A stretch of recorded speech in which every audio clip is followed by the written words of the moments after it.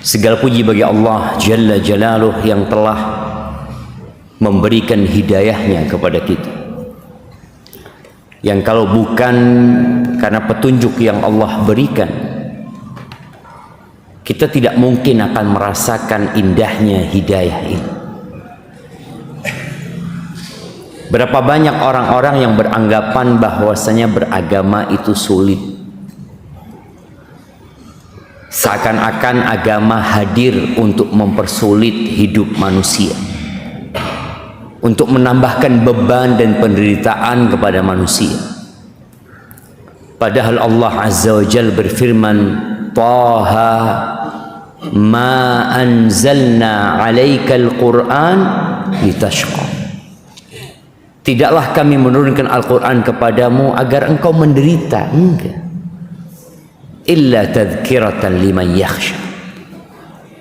Quran itu turun sebagai peringatan buat orang-orang yang takut.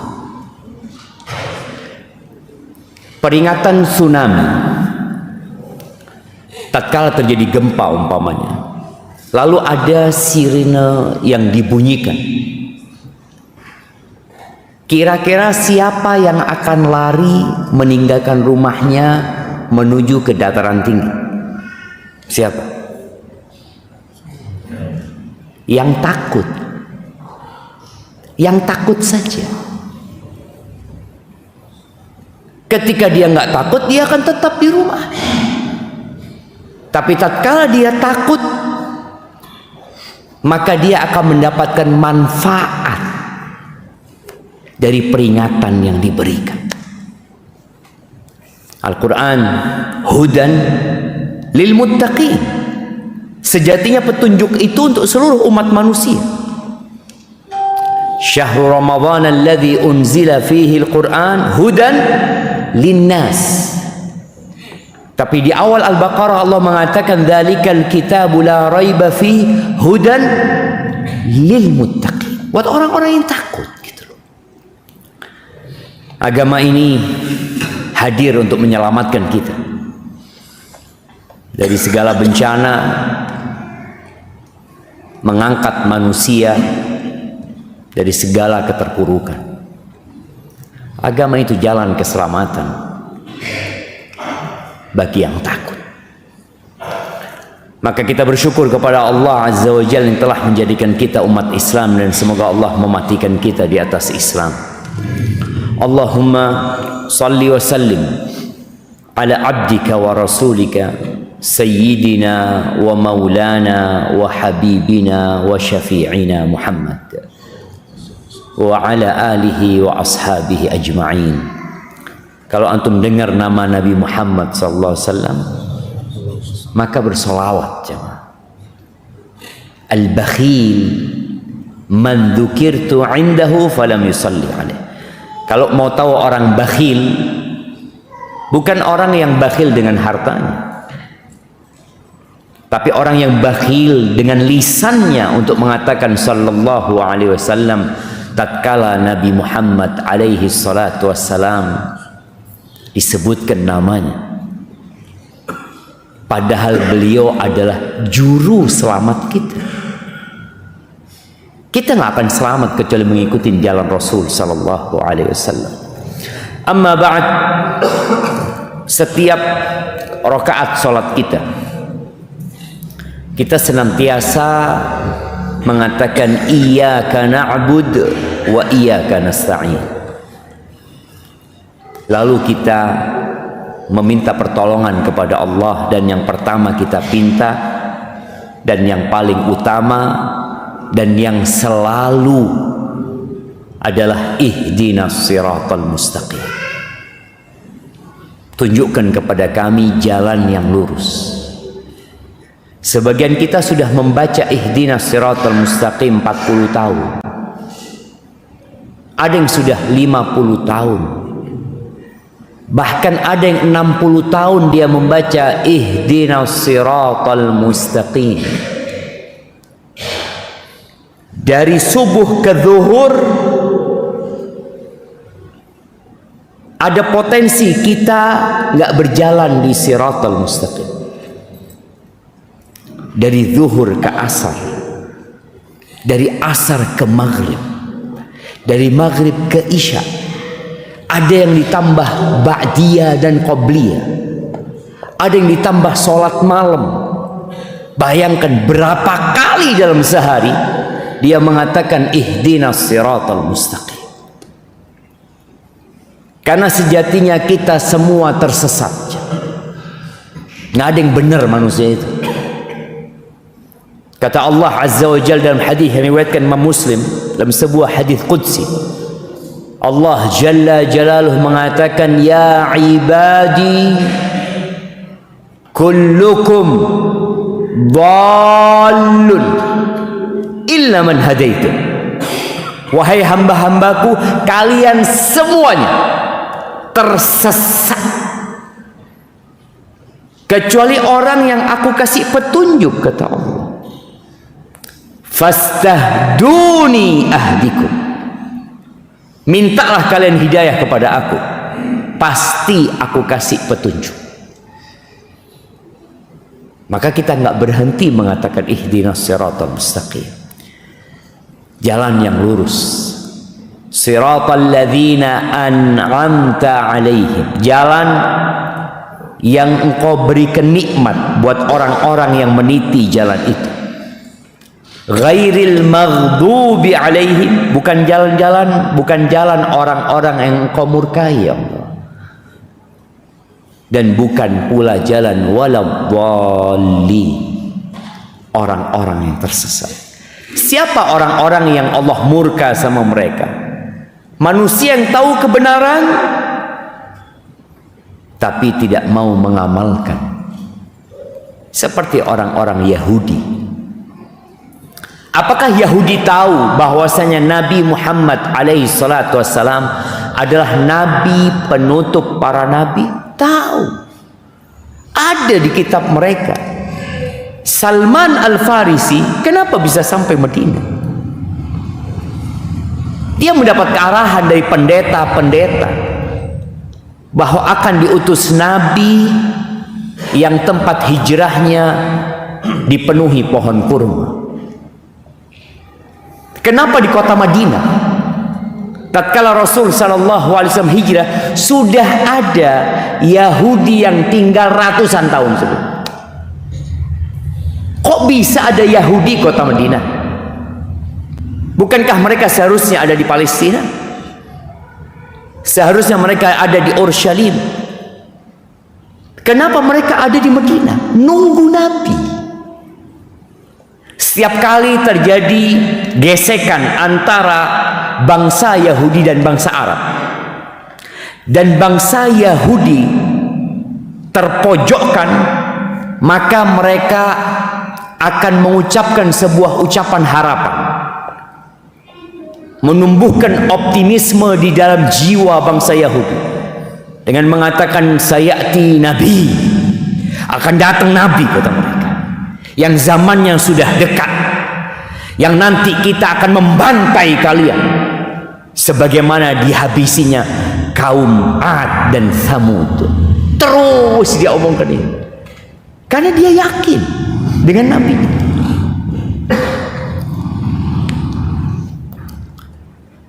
Huyai bin Akhtab,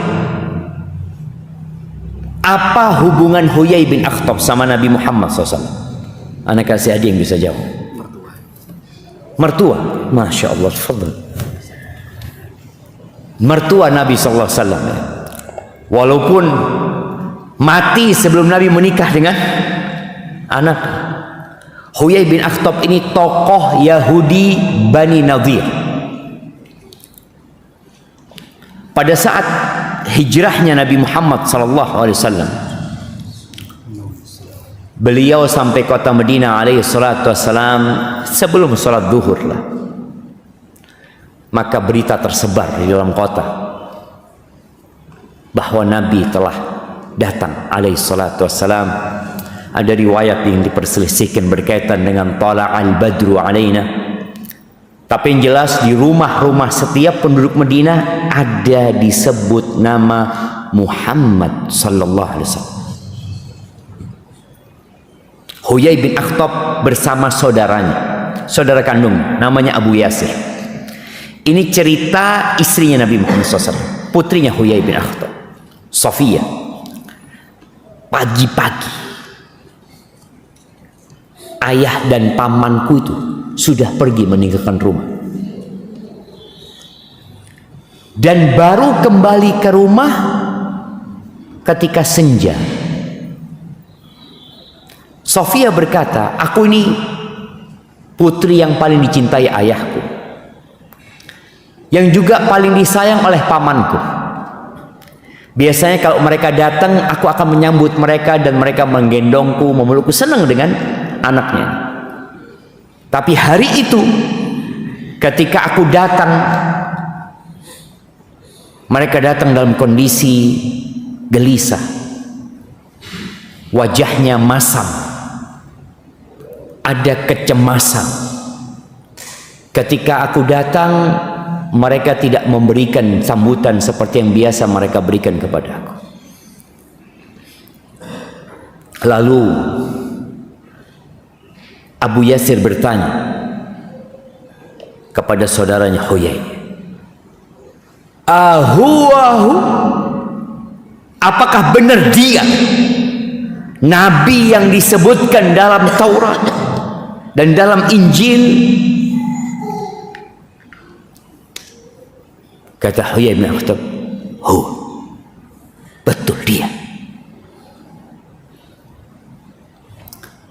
Terus apa sikap? Nih orang yang dimurkai Allah ya. Adawatuhu ma baqi. Kalau engkau tanya sikapku, memusuhi dia selama aku hidup. Dia tahu kebenaran. Gak ada dalam bayangan dia ternyata nabinya dari orang Arab, dari keturunannya Ismail. Karena selama ini Banu Israel nabinya dari kalangan Banu Israel, dari anak keturunan Yakub ibn Ishak ibn Ibrahim. Tahu-tahu nih nabi dari keturunannya Ismail ibn Ibrahim. Itulah orang-orang yang dimurkai Allah karena fanatisme terhadap kelompoknya, terhadap bangsanya, maka dia nggak mau mengikuti. Yang kedua, ad-dhalin, orang-orang yang tersesat. Siapa mereka? Mereka adalah orang-orang yang nggak tahu kebenaran di mana, akhirnya tersesat. Dikasih tahu nggak mau, akhirnya dia nggak mencapai tujuan yang dia inginkan. Orang-orang Nasrani, kalau antum lihat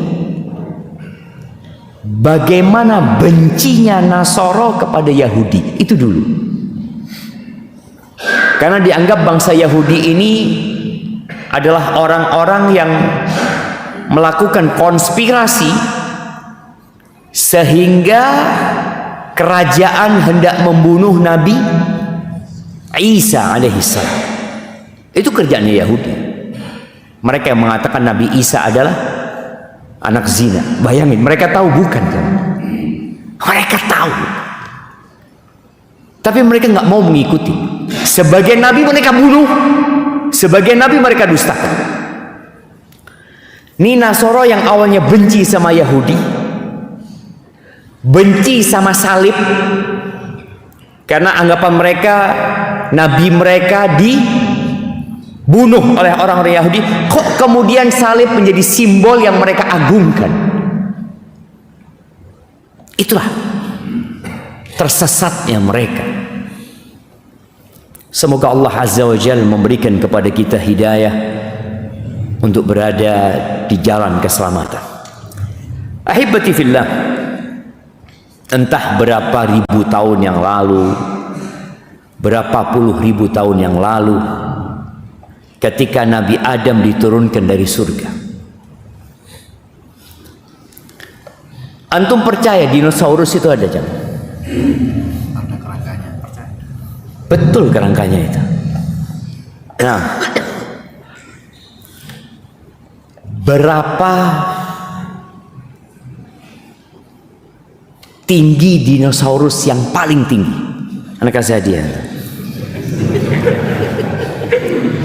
Nah, benar.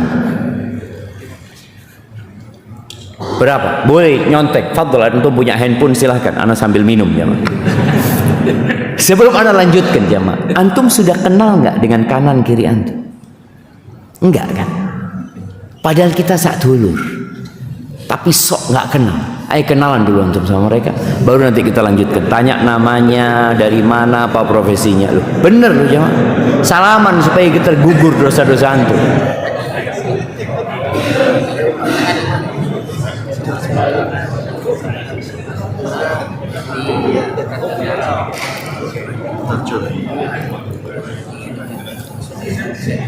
Nama, dari mana, dan profesi.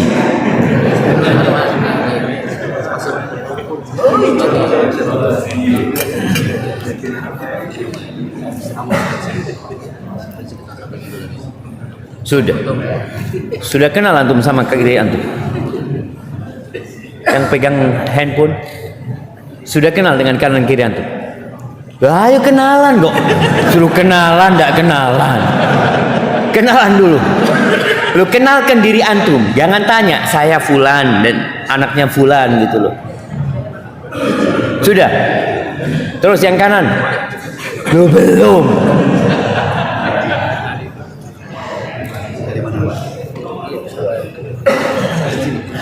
Nah, sudah. Kenapa angkat tangan? Sudah kenalan? Yang kanan siapa namanya? Siapa?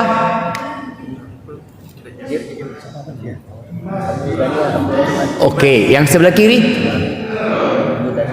Loh, belum. Ayo kenalan dulu.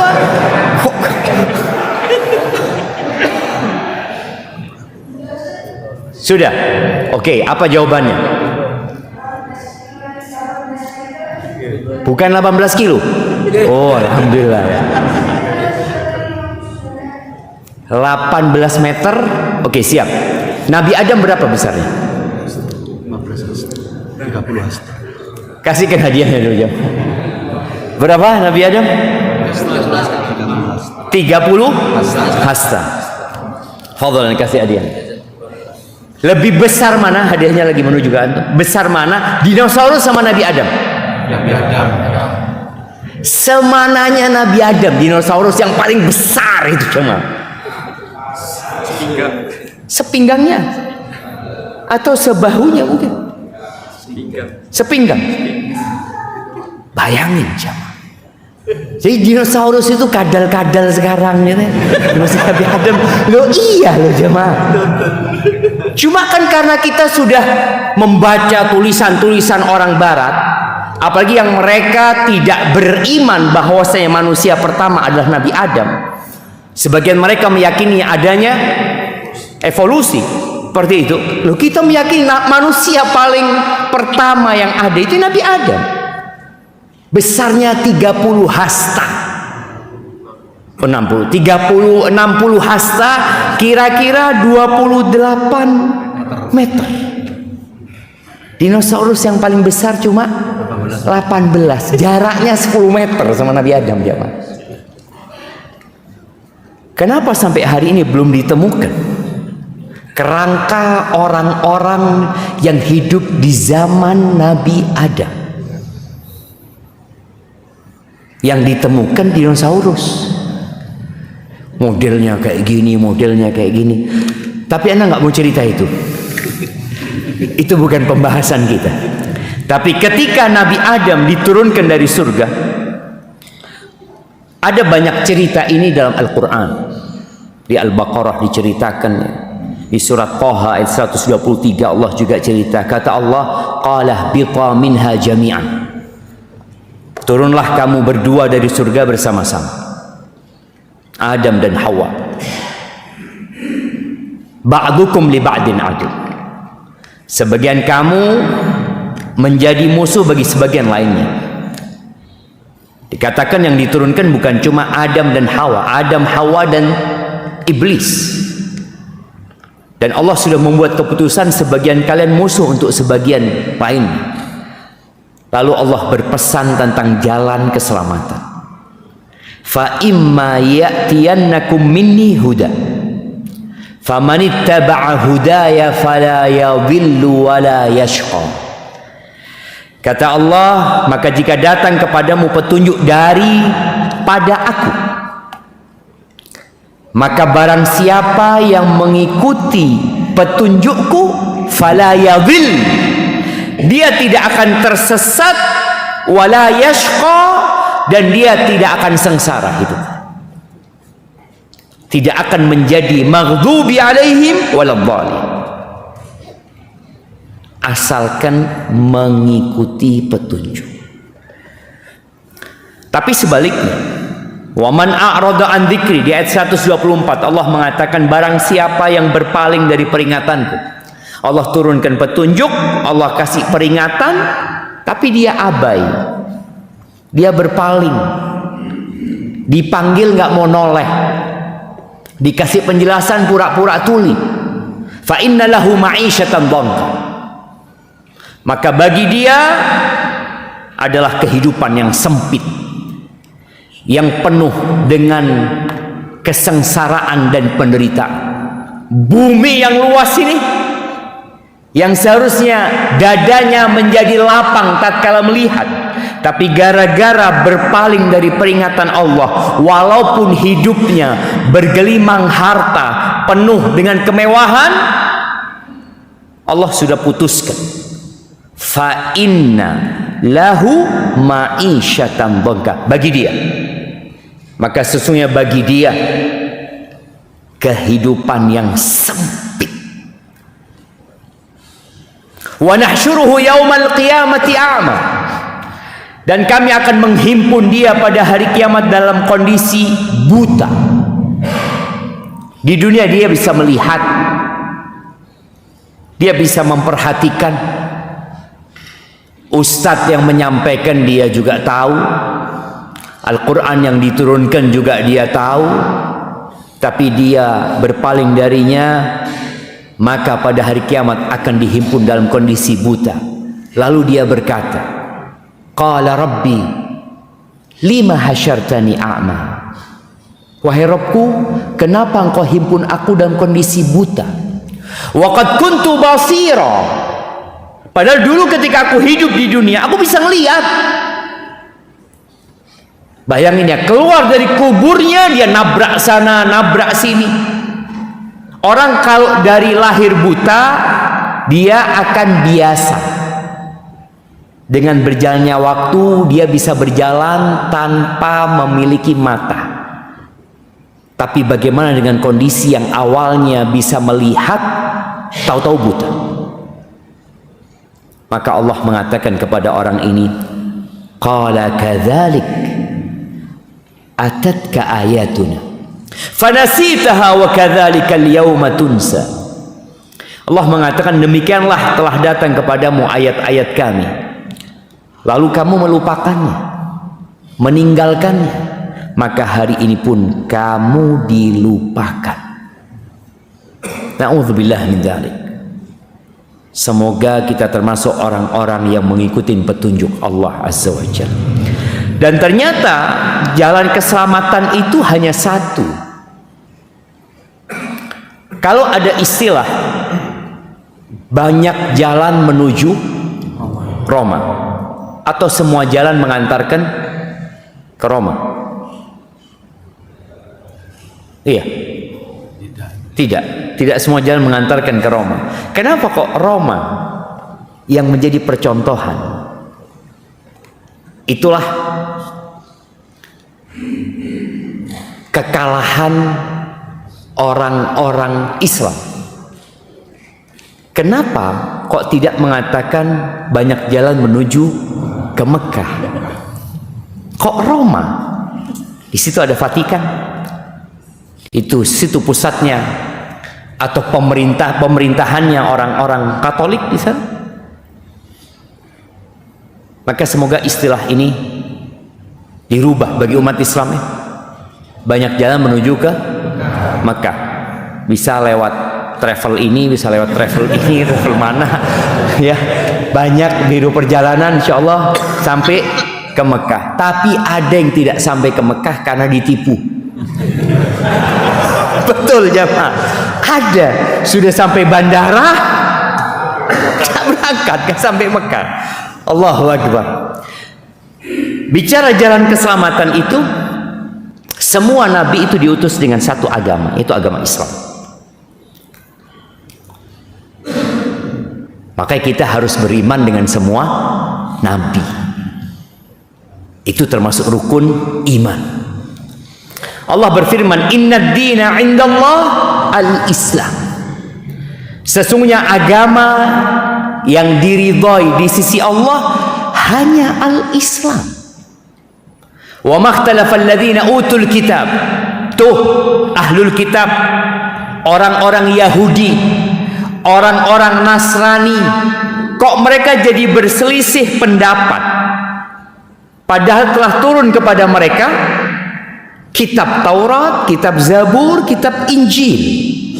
Ada kitab kepada mereka. Lalu diutus Nabi Muhammad SAW dengan Al-Quran. Kenapa terjadi perselisihan di antara mereka? Allah katakan baghyan bainahum.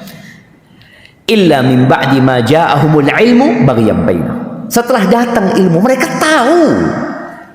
Tapi karena kezaliman mereka, karena iri, karena hasad, karena dengki, wa may yakfur bi ayatillah fa innallaha sari'ul hisab. Maka barang siapa yang ingkar terhadap ayat-ayat Allah, sesungguhnya hisab Allah itu sangat cepat. Itu di surat Ali Imran ayat 19. Di ayat 85 Allah menyatakan waman, dan barang siapa yabtaghi ghairal islami dinan, mencari agama, memeluk agama selain agama Islam, fala yuqbala minhu, maka tidak akan diterima dari dia, nggak bakalan diterima. Kita tahu ada usaha dari para orientalis yang kemudian menggunakan lisan-lisan orang Islam untuk menyebarkan secara masif sebuah pernyataan bahwa semua agama sama. Podo ae, yang penting beragama. Itu menurutmu, dan semua orang bebas untuk berpendapat. Tapi seorang muslim sudah tahu bahwa Allah akan turunkan petunjuk, dan ini petunjuk Allah. Kita umat Islam meyakini barang siapa mencari agama selain agama Islam falai yuqbala min, maka sekali-kali tidak akan pernah diterima dari mereka. Wa huwa fil akhirati minal khasirin, dan dia di akhirat, Allah tidak bicara di dunia, di akhirat dia termasuk orang-orang yang merugi. Mungkin di dunia dia sukses menurut kacamata banyak manusia. Tatkala kita membaca 10 orang terkaya di Indonesia,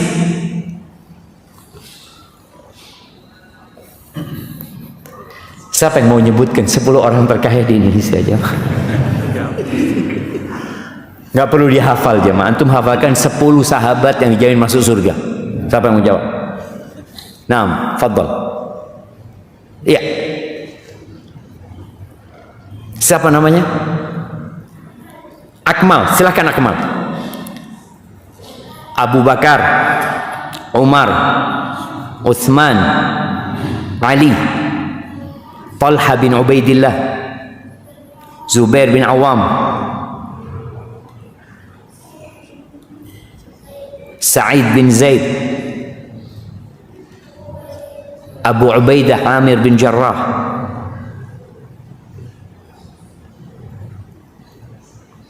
Ibn Auf, Abdurrahman bin Auf, Ibn Abi Waqqas, Sa'ad bin Abi Waqqas. Nah, Masya Allah, jazakallahu khair ya Kamal. Itu yang perlu dihafal. Nggak perlu untuk menghafal orang 10 orang terkaya di Indonesia. Tapi sependek yang ana tahu, nggak ada yang Muslim. Iya, kalaupun ada yang Muslim satu mungkin, tidak tahu lah. Ada satu ya? Iya, satu aja. Satu aja yang Muslim jemaah. Sisanya non Muslim. Maka Allah sebutkan, barang siapa yang mencari agama selain Islam, Allah nggak akan terima. Dia akan termasuk dari orang-orang yang merugi. Itu keputusan Allah Azza wa Jalla. Dunia, dunia. Mau dibawa kemana dunia ini jemaah? Yang ada orang meninggal dunia. Meninggal dunia. Rumah yang dibangun, istana yang didirikan berpuluh-puluh tahun, mati, ditinggal. Dan antum kalau lihat harga tanah yang dekat kuburan sama harga tanah yang jauh dari kuburan, mana yang lebih mahal? Yang jauh dari kuburan, karena takut mati orang itu jemaah. Lihat, aduh kuburan eling mati. Padahal sebenarnya itu masa depan dia. Maka ingat, barang siapa yang mencari agama selain Islam, maka nggak akan diterima. Di masa Nabi Musa alaihissalam, syahadat mereka adalah asyhadu an la ilaha illallah Musa Rasulullah.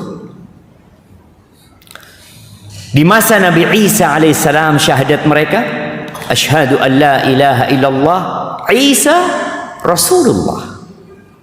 Di masa Nabi kita Muhammad alaihi salatu wassalam, penutup para nabi, beliau yang mengimami semua nabi di Masjidil Aqsa ketika Isra dan Mi'raj, maka syahadatnya asyhadu an la ilaha illallah Muhammad Rasulullah.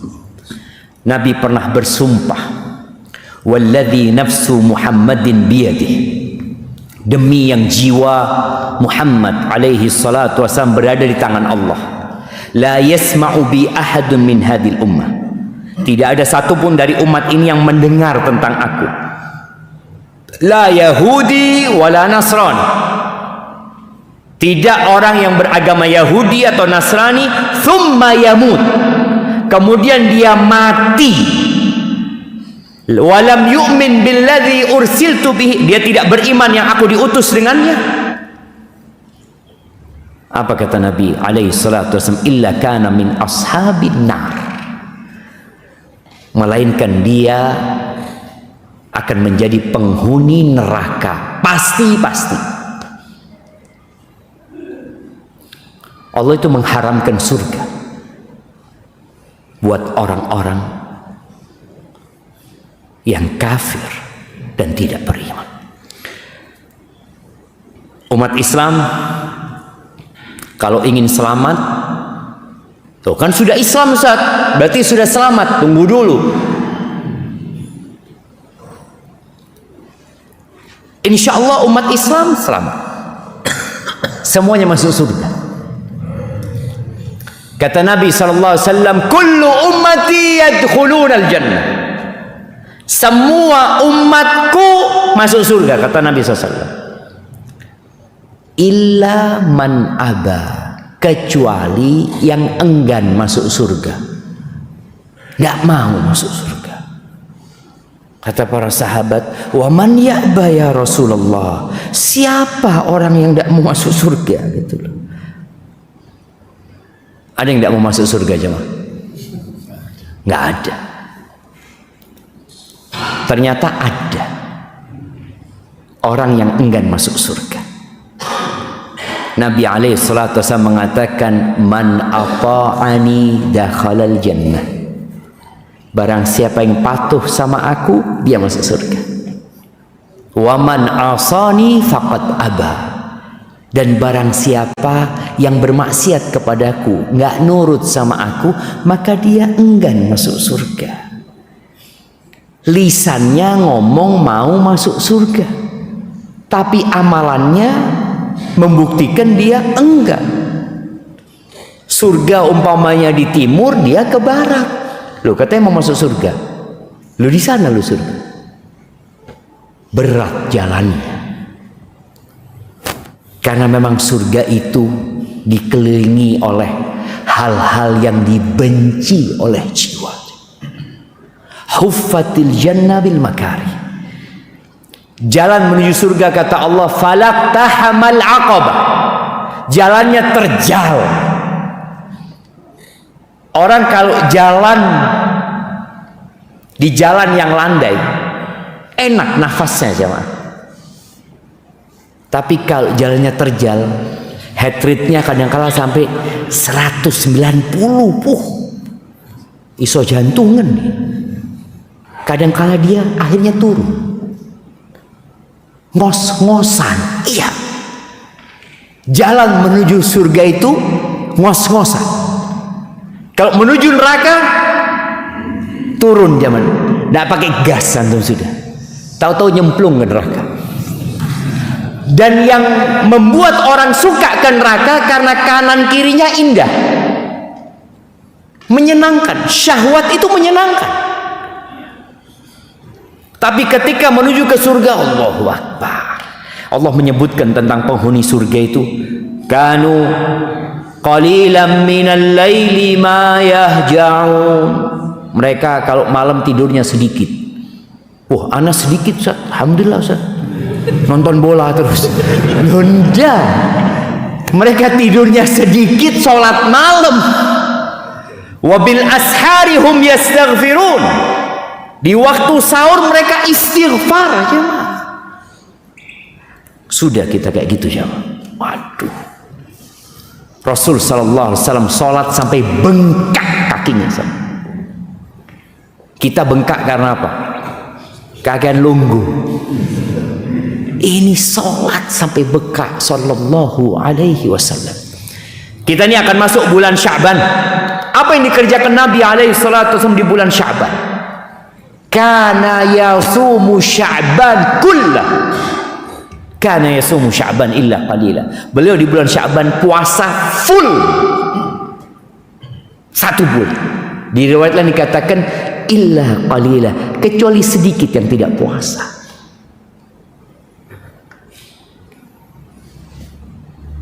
Kan cuma sunnah Ustaz. Kita ini pinter jemaah, ahli fikih. Jadi faham mana yang sunnah, mana yang makruh. Yang sunnah ditinggalkan, sing makruh dilakoni. Akan cuma makruh Ustaz. Ya wis, kita sebagai ustadz hanya bisa menyampaikan betul antum sahih. Ahibati billah, suatu hari sebagaimana disebutkan oleh Abdullah bin Mas'ud radhiyallahu taala anhu, Nabi alaihi salatu wasallam membuat garis jemaah. Beliau kadangkala pakai tangkai pohon ya, atau dahan, beliau bikin garis lurus garisnya. Lalu beliau mengatakan, hadza sabilullah mustaqiman. Ini jalan selamat nih menuju kepada Allah yang lurus ini. Wa khatta khututan an yaminihi wa shimalihi. Beliau bikin garis di kanan kiri dari jalan ini. Lalu beliau mengatakan, hadhihi subul.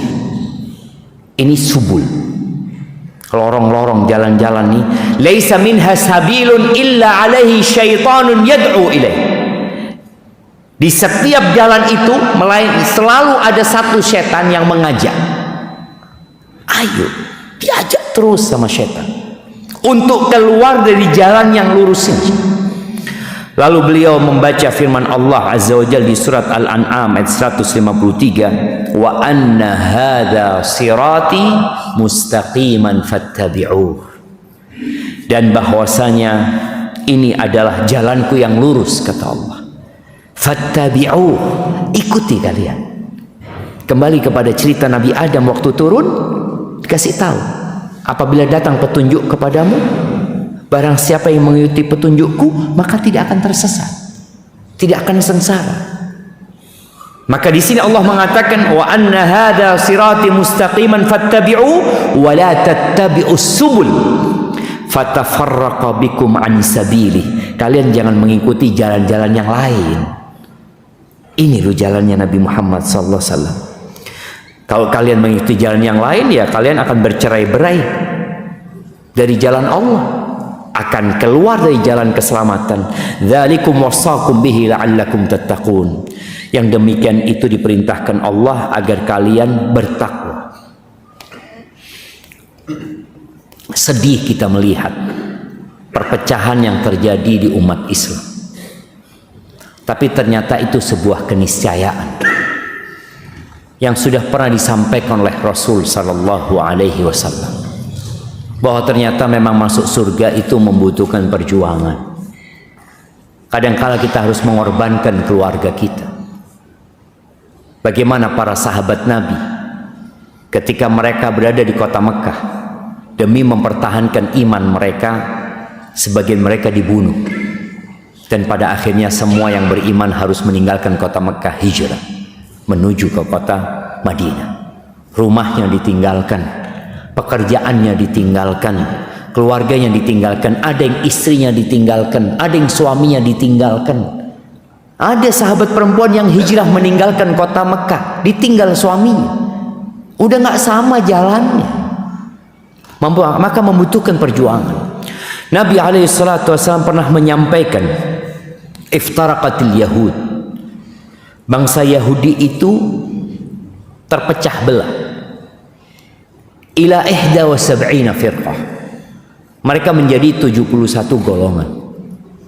Waftaraqatin Nasara ila 72 firqah, orang-orang Nasara terpecah belah menjadi 72 golongan. Wa inna hadhil millah, dan umatku ini sataftariqu ala 73 firqah, akan berpecah belah menjadi 72 golongan. Thintani wa sab'una finnar, 72 di neraka. Wa wahidatun fil jannah, satu yang ada di surga. Wahiyal jamaah.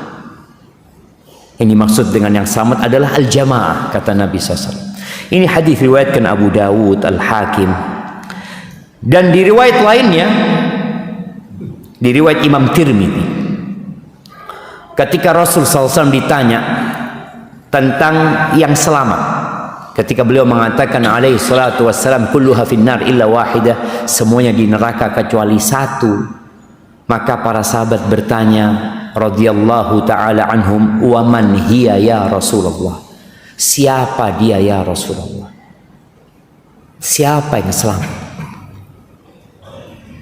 Mereka tidak bertanya tentang siapa yang masuk neraka, tapi yang ditanya yang selamat. Karena untuk mempelajari yang 72 boleh jadi umur kita nggak cukup, tapi mempelajari yang satu akan lebih mudah karena cuma satu. Maka Nabi SAW menjawab, ma ana alaihi wa ashabi, yang selamat itu adalah mereka yang menjalankan agama seperti yang aku berada di atasnya dan para sahabatku. Akhirnya muncul istilah ahlus sunnah wal jamaah. Semua ingin menjadi ahlus sunnah wal jamaah, dan semoga kita termasuk dari mereka. 72, apakah mereka kafir? Enggak. Kalau kafir bukan termasuk umatnya Nabi Muhammad SAW. 72 ini muslim jemaah, tapi mereka diancam masuk neraka. Tadi yang udah disampaikan, semua umat Nabi SAW masuk surga, kecuali yang enggan. Yang 72 ini enggan, boleh jadi karena dia tidak mau mengikuti apa yang diajarkan Rasul Sallallahu Alaihi Wasallam. Ada sebuah hadis palsu yang berkaitan dengan hal ini, diriwayatkan oleh Al-Aqili dalam kitabnya Ad-Du'afa. Bunyi hadisnya, tafarruqu ummati ala 70 wa 71 firqah. Perpecahan umatku itu menjadi 70 atau 71 golongan. Kulluhum fil jannah, semuanya di surga illa firqatan wahidah, kecuali satu kelompok. Qalu ya Rasulullah manhum, siapa mereka? Az-zanadiqa wa humul qadariyah, ya. Tapi hadis ini dengan lafaz ini dusta atas nama Nabi Muhammad SAW, sebenarnya dihukumi oleh para ulama. Jadi ini kita kalau sudah menjadi muslim, maka kita dituntut untuk menjadi muslim yang kafah. Allah Azza wa Jalla mengatakan ya ayyuhalladzina amanu dkhulu fis silmi kafah.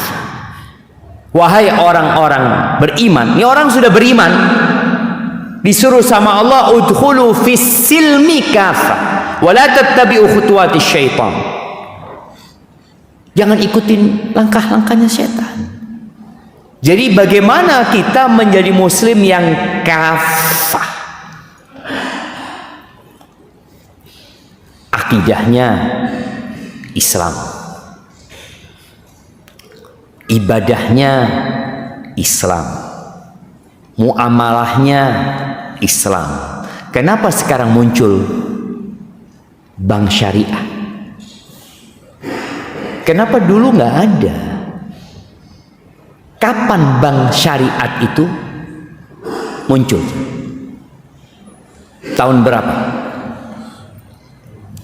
Nah, 86, 89, 90, sekitar itu. Dan di tahun yang sama itu terjadi yang disebut oleh beberapa penulis revolusi jilbab. Ini proses bagaimana kita menjadi muslim yang kafah. Kalau kita melihat sejarah di negeri kita, sebelumnya tahun 80-an, siapa yang pakai jilbab? Padahal kita negeri dengan mayoritas penduduk muslim. Jilbab itu bukan, nggak ada khilaf ya antara para ulama. Kan ada khilaf, no. Baca madhab mana saja, karena memang landasannya kuat dari Al-Quran. Jilbab itu wajib pakaian seorang muslimah. Istri-istri Nabi Muhammad SAW sebelumnya nggak ada yang pakai jilbab. Kalau ada yang mengatakan jilbab itu pakaian orang Arab, pakaian orang Arab, emangnya istrinya Abu Lahab pakai jilbab? Istrinya Abu Jahal pakai jilbab? Istrinya Umayyah bin Khalaf? Nggak ada. Istri Nabi Muhammad SAW saja nggak pakai jilbab sebelum turunnya ayat jilbab. Artinya budaya dan tradisi orang Arab nggak pakai jilbab, enggak. Khadijah selama hidupnya ya nggak pakai jilbab, karena jilbab baru diwajibkan di kota Madinah. Ini syariat. Maka ketika kita bicara masuklah ke dalam Islam secara kafah, ya semuanya Islam gitu. Muncullah tadi revolusi jilbab tahun 89 90 jamaah. Mungkin emak-emak ada termasuk yang bagaimana anak-anak SMA, anak-anak kuliah yang pakai jilbab akhirnya harus keluar. Kalau nggak salah ada 300 anak SMA mungkin dikeluarkan karena pakai jilbab. Padahal kepala sekolahnya muslim, menteri pendidikannya muslim, presidennya muslim. Kenapa terjadi itu? Ya karena ilmu tentang Islam ini belum cukup kita. Makanya kita terus harus belajar menggali. Dulu polisi itu nggak boleh pakai jilbab. Bayangin ya. Tentara boleh, yang perempuan ya. Mana ngomong jangan polisi pakai jilbab. Maksudnya polwan ya. Polwan. Kalau tentara perempuan apa? Apa? Oh sendiri-sendiri, lain-lain. Nah, iyalah. Tapi yang jelas tadi, dulu nggak boleh. Sekarang boleh sih. Boleh kan?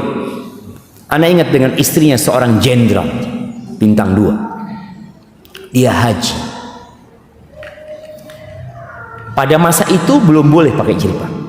Di acara-acara kenegaraan pakaiannya sudah ditetapkan. Kok bisa jamaah? Padahal semuanya muslim nih jamaah. Sampai apa yang dia lakukan ketika dia berangkat haji, dia botakin rambutnya supaya dia punya alasan pakai jilbab. Bayangin perjuangan di negeri kita yang penduduknya mayoritas muslim itu panjang. Tapi sekarang alhamdulillah kita melihat jilbab sudah mulai menjadi model. Kadang-kadang nggak syar'i juga. Sebagian emak-emak pakai jilbab itu karena males sisiran. Jadi belanja ke pasar jilbaban pakai daster segini loh. Anak lihat dia opo. Jadi dia pakai kerudung itu, ya kita nggak boleh suudzon ya. Tapi gimana nggak suudzon jamaah? Jilbab kan menutupin seluruh tubuhnya. Ini segini anunya, dasternya. Terus sampai ke setengah betis, motoran dengan kerudungnya. Dia merasa sudah berjilbab. Udkhulu fis silmi kafah, masuklah ke dalam Islam secara kafah. Ini saya sudah kafah. Ya belum itu jamaah. Tadi alhamdulillah ya, setelah kejadian itu mulai umat Islam itu kembali kepada agama. Tuntutan adanya yang namanya bank syariat itu muncul. Riba itu tidak ada perselisihan di antara para ulama tentang pengharamannya. Tapi kenapa baru tahun 89 tadi mungkin baru ada bank syariat? Padahal kita sudah lama merdeka. Jamaah rahimakumullah, bicara riba sampai saat ini mungkin ya bank syariat kita masih belum full syariat. Tapi dengan dukungan seluruh umat Islam. Umat Islam di Indonesia ini sekarang berapa jumlahnya? 250 juta jamaah. Sekitar itu. Itu seharusnya terus mereka meminta agar para ulama, khususnya MUI, dan anak gembira sekali ya ketika MUI mensuarakan masalah pajak kemarin, bahwasanya ada hal-hal yang seharusnya tidak diambil pajak. Ini menunjukkan ada ruh kembalinya umat Islam kepada agama Allah Azza wa Jalla. Taib. Kembali kepada umat Islam yang terpecah menjadi 73 golongan, satu yang selamat. Siapa yang selamat itu? Mereka adalah yang mewujudkan dua kalimat syahadat dengan sempurna. Dia mengatakan asyhadu an la ilaha illallah. Di sini dia dituntut untuk mentauhidkan Allah, dan kita tahu amalan itu tidak akan diterima kecuali dengan dua syarat. Yang satu ikhlas, yang kedua sesuai dengan aturan. Yang pertama itu perwujudan dari la ilaha illallah. Yang kedua kita mengatakan asyhadu anna Muhammad Rasulullah sallallahu alaihi wasallam. Yang konsekuensinya ketika seorang mengatakan asyhadu anna Muhammad Rasulullah, dia mentaati perintah Nabi, menjauhi larangannya, percaya dengan semua informasi yang disampaikan Rasulullah SAW.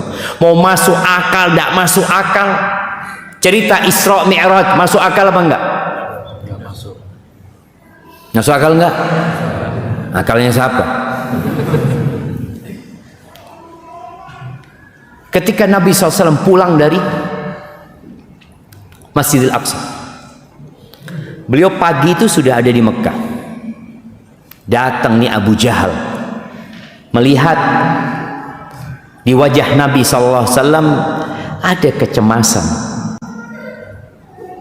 Ditanyalah, ada apa engkau tadi? Tadi Nabi SAW, usriya bi, aku baru saja melakukan perjalanan di malam hari. atau diberangkatkan aku dari Masjidil Aqsa, kemudian aku sampai sini lagi. Nggak cerita mi'rajnya, karena mi'raj aja kalau dia nggak percaya dari Masjidil Aqsa, apalagi mi'rajnya sudah. Ini orang Abu Jahal ini. Kata Abu Jahal, apa? Tapi sampaikan, kalau aku kumpulkan orang-orang, engkau akan ceritakan ini. Abu Jahal jadi panitia kajian.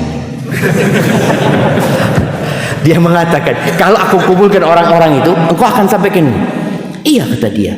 Dipanggillah orang-orang, sini. Ada cerita nih. Ceritakan yang kau sampaikan kawan. Nabi cerita sosok. Ada yang pegang kepala, ada yang tepuk tangan. Tapi sebagian tahu bahwa Nabi Muhammad SAW nggak pernah dusta, nggak pernah. Gitu. Maka yang tanya, Taib, Masjid Aqsa seperti apa? Coba engkau gambarkan. Kasih tahu seperti ini. Sampai Nabi ada yang lupa beberapa tanda-tanda Masjid Aqsa. Allah angkat Masjidil Aqsa. Nabi ngeliat. Dan Nabi menyebutkan semua tentang Masjid Aqsa secara lengkap. Kata mereka yang pernah ke Masjid Aqsa, kalau bicara gambarannya seperti yang dikatakan Rasul. Tapi tadi nggak semuanya beriman. Akhirnya datang Abu Jahal jumpain Abu Bakar. Kita lihat ya, orang-orang kafir nggak berhenti berdakwah jemaah. Mereka juga cari mana Abu Bakar, datangi. Kata dia, nggak tahu manggilnya seperti apa ya. Abu Jahal manggil Abu Bakar ini seperti apa? Soalnya bahasa Arab itu ada juga memanggil yang disingkat jemaah. Ada yang manggil disingkat. Seperti Aisyah dipanggil Aish, dipanggil Aish.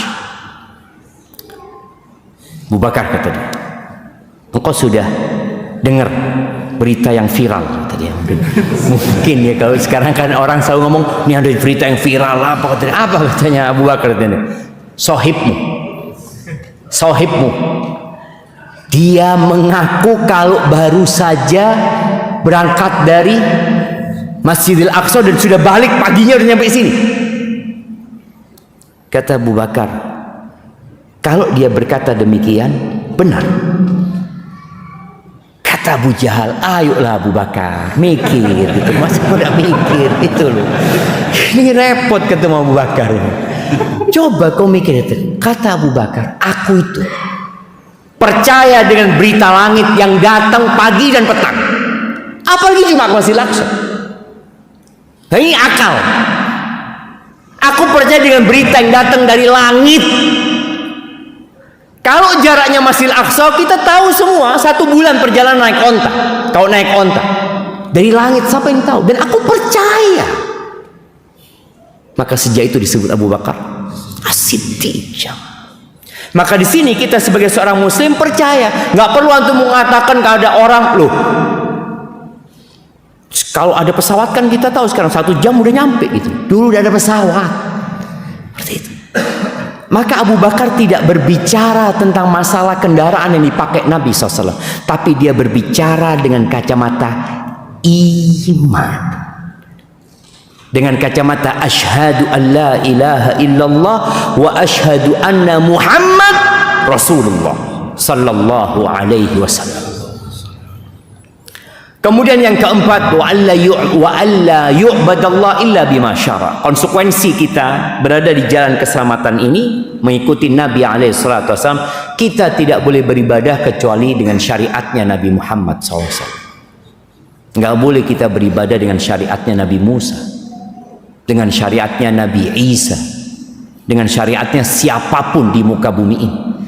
Syariat yang boleh diikutin hanya syariatnya Nabi Muhammad SAW.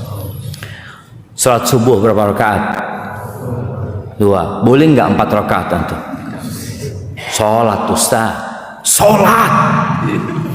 Lebih banyak anak baca Al-Fatihahnya, lebih banyak rukuknya, lebih banyak sujudnya. Nggak boleh. Kenapa? Nabi Muhammad ngajarkan 2 rakaat. Antar maghrib 7 rakaat, Imamnya nyampaikan jamaah insyaallah maghrib sekarang kita 7 rakaat. Gak diterima. Haji. Sekarang ini Ustaz ada masalah di Indonesia. Kuota haji dijual. Ya dijual dari dulu jamaah kepada jemaah yang mau berangkat haji gitu seperti itu. Itu gak ada masalah. Yang jadi masalah sekarang ini antrian orang haji itu sudah sampai berapa tahun? 30 tahun. Jadi sekarang antum umur berapa? 24. Kalau daftar sekarang baru berangkat? Enggak, 54. Kalau umur 50 tahun daftar jemaah. Umur 80 tahun jemaah baru berangkat. Iya kalau masih hidup. Kemudian ada yang berpikiran, ini beberapa pemikiran dari orang-orang liberal. Kenapa haji kok cuma sekali setahun? Kita bikin haji 3 kali untuk ngurangin antrian. Masya Allah jemaah. Ini kalau bicara solusi, oh pinter solusi. Kalau bisa hajinya kalau bisa di Mekah sudah jauh-jauh sana. Di Indonesia dibikin nggak bisa. Memang Allah Azza wa Jalla mengatakan al-hajju ashhurun ma'lumat. Haji itu pelaksanaannya di bulan-bulan yang sudah dimaklumi. Apa bulan haji? Syawal, Dzulqa'dah, Dzulhijjah. Ini bulan haji. Mereka mengusulkan, ya sudah, kan Allah mengatakan 3 bulan. Kita bikin hajinya bulan Syawal, Dzulqa'dah, Dzulhijjah. Subhanallah. Ada yang ingin membuat syariat baru. Kemudian ada seorang profesor doktor ahli tafsir di negeri kita, seorang wanita, bahkan dia pernah mendapatkan penghargaan dari dunia, entah dari mana lupa, sebagai wanita terberani. Ini perempuan mengatakan bahwasanya homoseksual itu nggak apa-apa. Terus bagaimana, kan ada di Al-Quran? Iya, di Al-Quran itu karena ada pemaksaan. Kalau suka sama suka, nggak apa-apa. Bayangin, profesor, doktor, ahli agama. Ini bukan orang umum ya, ini profesor. Tapi kok bisa dia mengatakan itu? Ini yang kita sampaikan tadi. Konsekuensi dari asyhadu anna Muhammad Rasulullah, sudah kau ikuti syariatnya Nabi Muhammad SAW. Kemudian dia pernah mengajukan ke DPR RI draft perubahan di kompilasi hukum Islam. Salah satu yang diusulkan, bagaimana iddah itu bukan hanya untuk perempuan. Kok enak, perempuan ditinggal mati iddah berapa bulan? 4 bulan 10 hari. Kalau cerai iddahnya 3 kali datang bulan. Laki-laki istrinya mati pagi, malam walimah. Oh, bisa apa enggak? Lu bisa gitu loh. Bisa, nggak boleh, harus adil. Muncul ungkapan-ungkapan seperti itu. Bicara pembagian waris. Kenapa anak laki-laki dapat 2, perempuan dapat 1? Mulai mereka mau ngacak-ngacak hukum yang sudah Allah tetapkan ini. Padahal sebenarnya jalan selamat itu tinggal mengikuti. Tidak capek. Agama ini hadir bukan untuk menyusahkan. Ana bertemu dengan salah satu perwira di kepolisian. Dia cerita bahwasanya ada perubahan beberapa aturan di Indonesia ini. Ana tanya, apakah penyebabnya karena penjara overload? Kata dia. Iya Ustaz. Penjara di negeri kita ini overload. Negara ini harus ngasih makan orang kadang-kala 20 tahun. Ngasih makan penjahat ini. Nanti keluar berbuat jahat lagi. Masuk lagi. Akhirnya ngasih makan lagi. Dan sebenarnya kata dia, yang ngasih makan tuh bukan negara, Ustaz, rakyat. Ya uangnya rakyat yang ngasih makan mereka. Ya seharusnya Mereka merenungkan kembali kenapa itu terjadi. Dan Islam datang dengan solusi. Kembali lagi, inilah jalan keselamatannya. Ahibati fillah, Al-Imam Malik bin Anas rahimahullahu ta'ala, beliau mengatakan as-sunnatu safinatun Nuh. Sunnah itu perahunya Nabi Nuh. Tadi kita bicara istilah ahlus sunnah wal jamaah. Sunnah itu perahunya Nabi Nuh. Man rakibaha najah wa man takhallafa anha gharik. Yang naik ke perahunya Nabi Nuh selamat, dan yang tidak naik akan tenggelam. Maka bagaimana kita sebagai umat Islam benar-benar mengikuti sunnah Rasul sallallahu alaihi wasallam. Ingat, dalam semua hal. Nih para suami, Masya Allah, 5 waktu di masjid, mengikuti sunnah Rasul sallallahu alaihi wasallam. Jenggotnya dipanjangkan, mengikuti sunnah Nabi sallallahu alaihi wasallam. Tapi sama istrinya kasar, nggak ngikutin sunnah Nabi sallallahu alaihi wasallam. Padahal kata Nabi alaihi salatu wasallam, khairukum li ahli.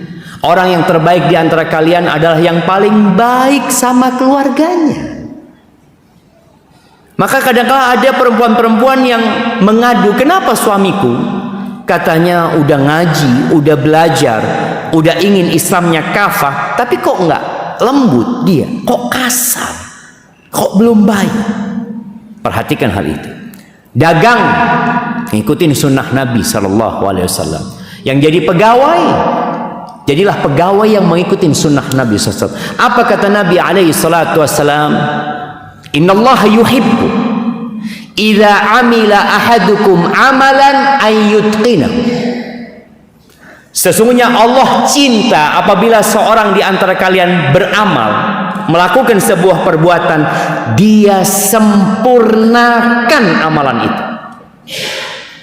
Jadi muslim ahlu sunnah wal jamaah ketika jadi pegawai, dia jadi pegawai yang taat, yang kerjanya bagus, bukan yang asal-asalan.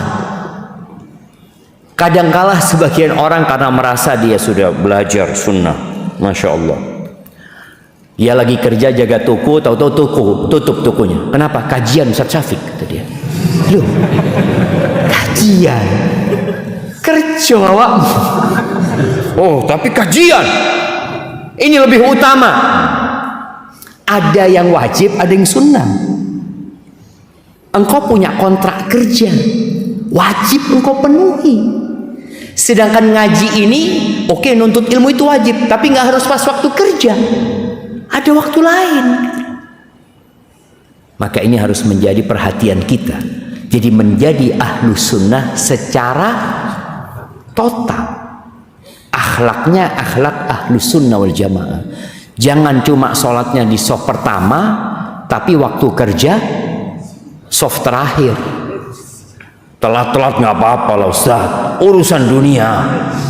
Loh iya, urusan dunia. Tapi antum dalam urusan ini ada ikatan yang diatur oleh agama. Al-muslimuna ala syurutihim. Orang-orang Islam itu harus memenuhi persyaratan yang telah dibuat di antara mereka. Maka penuhi hal itu, jamaah. Ini contoh ya. Yang lainnya masih banyak sekali. Antum bisa pelajari. Dan yang terakhir, kondisi umat Islam sangat memprihatinkan, baik di dalam negeri atau di luar negeri. Secara umum, peristiwa Gaza menjadi contoh nyata akan kehinaan umat Islam, di mana umat Islam dengan jumlah 2 miliar itu tidak bisa memberhentikan Yahudi Israel yang jumlahnya maksimal cuma 25 juta. Bayangin jam, 2 miliar tidak bisa mengatur yang 25 juta. Dan ternyata Nabi alaihissalam sudah pernah menyampaikan fenomena seperti ini. Di dalam hadis riwayatkan Abu Dawud, Nabi alaihi salatu wasallam mengatakan, "Idza tabaya'tum bil 'ina." Kalau sistem jual beli kalian 'ina. 'Ina itu riba yang terselubung. Jadi riba itu kapan terselubung? Ketika Islam itu jaya sebenarnya. Orang takut mau melakukan riba terang-terangan. Dan sekarang ini riba terselubung atau tidak? Terang-terangan. Gimana? Gimana? Tunjukkan kepada ana transaksi yang ribanya terang-terangan. Gimana? Nggak ada, yang ada bunga. Bunga kan?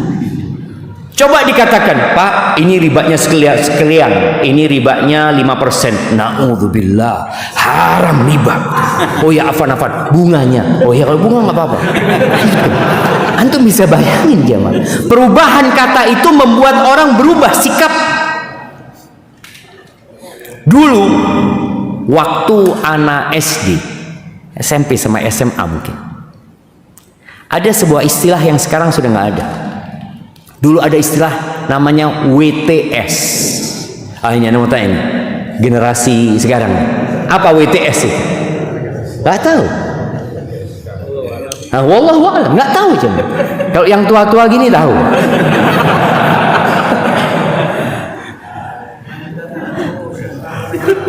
Wanita tahan sumuk. Wanita tuna susila. Ini sebuah penamaan yang sebenarnya dalam rangka mengajak para wanita itu untuk tobat, supaya dia sadar perbuatan dia itu nggak baik. Dia berzina, dia menjajakan dirinya. Tapi sekarang istilah itu sudah berganti apa? PSK, pekerja.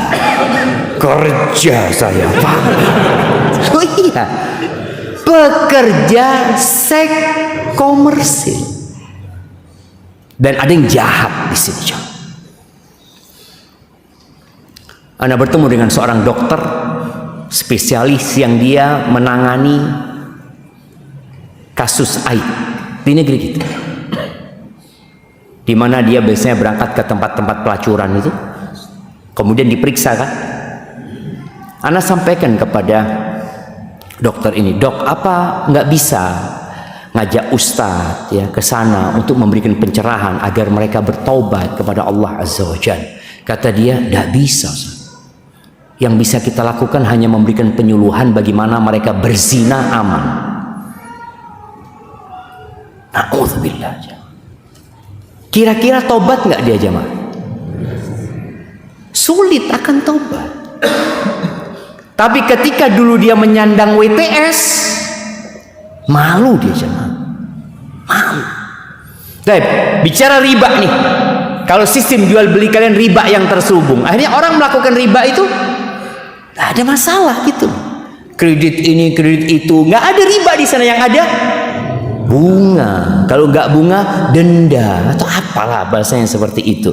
Dan orang itu suka dengan yang namanya bunga. Di Arab bukan bunga. Apa? Apa? Di Arab itu terjemahan bahasa Inggrisnya. Bahasa Inggrisnya apa? Interest. Apa interest itu bahasa Arabnya? Faedah. Faedah. Ini ada faedahnya sekian. Oh iya, faedah. Coba dengan riba. Nama riba aja sudah menggambarkan laknat Allah Azza wa Jal, murka Allah, na'udzubillah. Tapi ketika faedah, wah, oleh faedah. Yang ada oleh laknat jemaah. Baik, Nabi mengatakan alaihi salatu wasallam, "Idza tabaya'tum bil ina." Apabila sistem jual beli kalian ina. Dan kita bersyukur alhamdulillah dengan adanya tadi bank-bank yang menuju ke syariat, Kemudian banyak sekali sekarang, kalau bicara banyak sekali enggak ya, sudah ada beberapa yang menawarkan kredit yang syariat mungkin, yang tidak ada ribanya di sana. Ini sebagai salah satu bentuk tadi menuju ke jalan keselamatan secara sempurna. Yang kedua, wa akhadtum adnabal baqar, dan kalian sibuk memegang ekor-ekor sapi, sibuk dengan peternakan kalian. Waraditum bizara, kalian sudah senang dengan pertanian, perkebunan kalian, punya perkebunan ini. Wa taraktumul jihad, dan kalian meninggalkan jihad, perjuangan di jalan Allah Azza wa Jal. Apa yang akan terjadi? Sallatallahu alaikum dhullan. Ketika itu yang terjadi sama kalian, maka Allah akan menimpakan kepada kalian kehinaan. 2 miliar tidak mampu menghadapi 25 juta. Kenapa? Karena mereka sudah tidak memikirkan agama lagi. Yang mereka pikirkan hanya perutnya dan yang di bawah perut. Allah akan timpakan kehinaan, la yanzi'u, tidak akan dicabut. Sampai kapan? Hatta tarji'u ila dinikum, sampai kalian kembali kepada agama kalian. Jadi jalan selamat itu ya kembali kepada Islam yang kafah. Bagaimana kita mewujudkan la ilaha illallah? Kita tidak meminta, kita tidak berdoa, kita tidak bersandar, kita tidak bergantung kecuali kepada Allah Azza wa Jalla. La ilaha illallah. Kemudian kita tadi menjalani hidup ini mengikuti syariatnya Nabi Muhammad sallallahu alaihi wasallam. Sistem jual beli kalian. Contoh ringan jemaah. Kalender masjid ini. Anda mau tanya sama DKI masjid ini. Yang jelas ada kalender Hijriyah kan? Ada di atas. Coba lihat dulu, jangan ngomong nggak ada antum. Lewat insya Allah.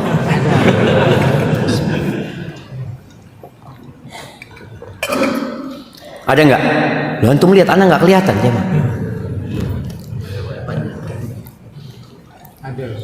Ada, alhamdulillah.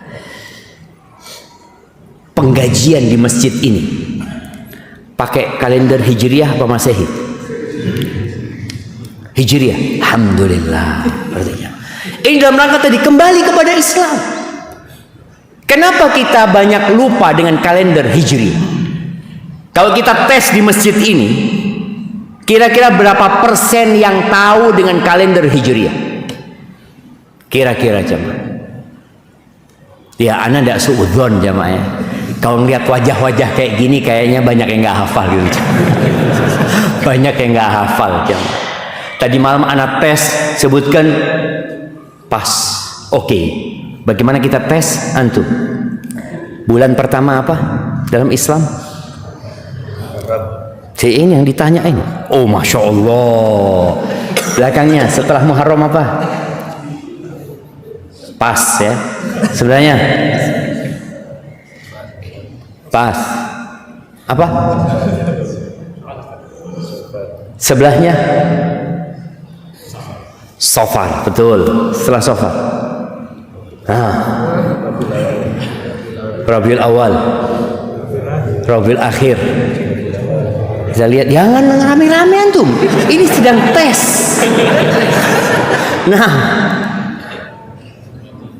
pas. Oke, sebelahnya Jumadil Awal. Sebelahnya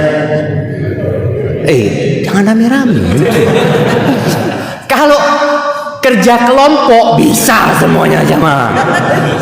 Tapi sendiri-sendiri sebagai bentuk kita kembali kepada agama kita. Paling tidak kita hafal, karena seluruh rangkaian ibadah kita itu berkaitan dengan Muharram sampai Dzulhijjah. Kita sekarang berada di bulan Rajab, bulan haram. Sebentar lagi kita akan masuk ke bulan Sya'ban, itu bulan diangkatnya amalan. Ana mau tanya, antum, kita puasa tanggal berapa? Iya. Oh, Ramadan. Alhamdulillah jemaah. Alhamdulillah Ramadan. Ada sebagian yang tanya puasa kapan?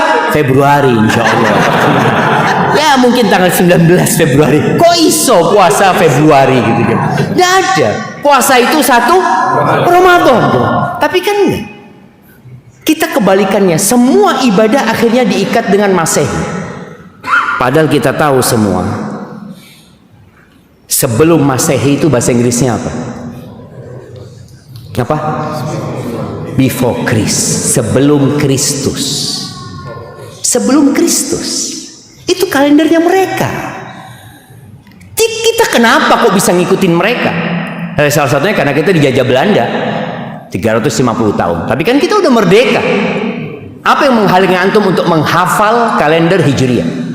Apa yang menghalangi antum untuk menggaji orang-orang yang dekat sama antum dengan Hijriah? Pembantu, nih bapak-bapak, ibu-ibu yang punya pembantu, mulai bulan ini kan akhir Rajab nih, ngomong sama pembantunya, gajinya mulai bulan ini ikut Hijriah.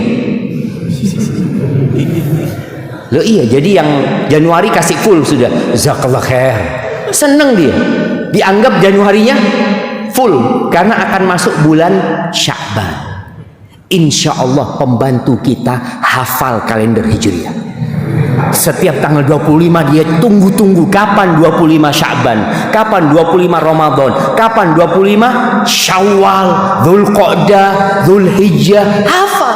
Tapi karena gajinya pakai Masehi, ya dia nggak hafal. Lawang bosnya nggak hafal.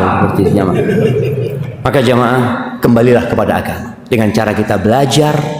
Alhamdulillah kajian-kajian tolong dihidupkan kembali dan usahakan ya. Kalau Jumatan itu jangan telat. Usahakan di soft pertama. Cuma insya Allah ana yakin sih yang hadir ini kalau Jumat nggak telat, karena yang telat nggak datang kajian. Laung Jumat yang wajib aja dia telat datangnya, apalagi kajian yang cuma sekedar sunnah seperti itu. Barakallahu fiik. Itu yang dapat ana sampaikan jemaah. Mungkin tanya jawab di lain waktu saja karena ana harus balik ke Jember. Ana bawa ini insya Allah. Nanti ketemu lagi di kesempatan yang berikutnya. Ana ucapkan jazakumullah khair kepada DKM Masjid Al-Ukhuwah ya.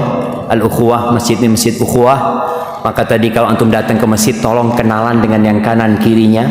Boleh jadi yang kanan kiri antum itu masuk surga lebih dulu daripada antum.